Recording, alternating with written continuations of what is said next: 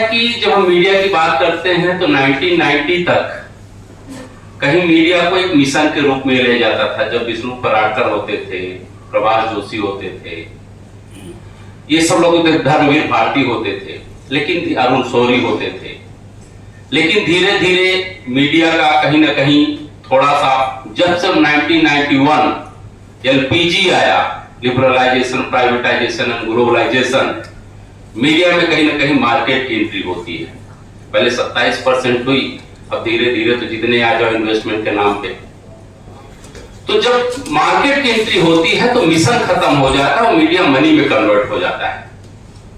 तो आप देखिए कि 1990 तक आपको किसी भी समाचार पत्र में, क्योंकि टेलीविजन इलेक्ट्रॉनिक मीडिया था नहीं, तो संपादक प्रमुख होता था, मालिक बहुत इंटरफेरेंस नहीं करता था।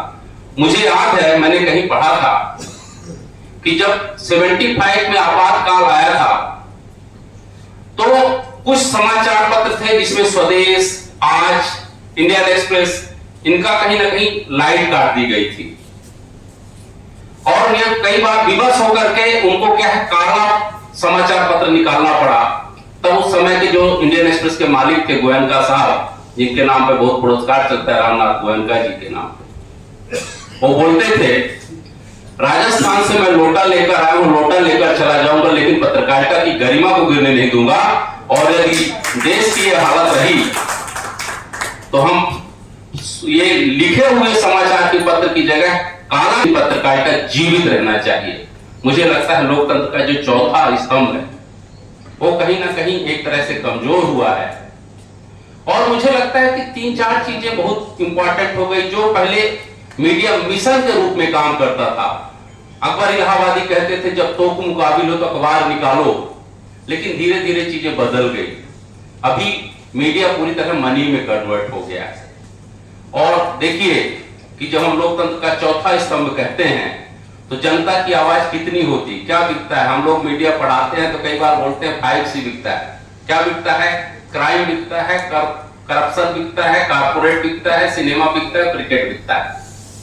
इसके अलावा पब्लिक कहां है? वहां पे कितने लोग मर रहे हैं, कितने लोग जी रहे हैं। लोकतंत्र के जो रियल बरखुरदार है, जो जनता है, जो दबी कुचली, जिनके विषय को उठाना चाहिए, किसानों के विषय को उठाना चाहिए, मिडिल क्लास के विषय को उठाना चाहिए, किस तरह से इन्फ्लेशन बढ़ रही, महंगाई बढ़ रही, उसको उठाना चाहिए। कितने लोग हम उठा पा रहे हैं? अभी बड़ी अच्छी बात हो रही है कि पार्लियामेंट में जब लड़ाई दिखाई जाए दिखावा होता है, क्योंकि मैं कई चैनलों में जाता हूं तो पहले होता था 14-15 तक कुछ पैसे भी मिलते थे और ये बोला जाता था कि भैया बीजेपी वाला बोल चुका है, कांग्रेस वाला बोल चुका, अब आप अपने फैक्ट के साथ इन दोनों को अपना यथार्थ स्थिति बता दीजिए कि रियलिटी क्या है। तो हम टेक्नीशियन जाते थे, हम इंडिपेंडेंट एनालिस्ट जाते थे।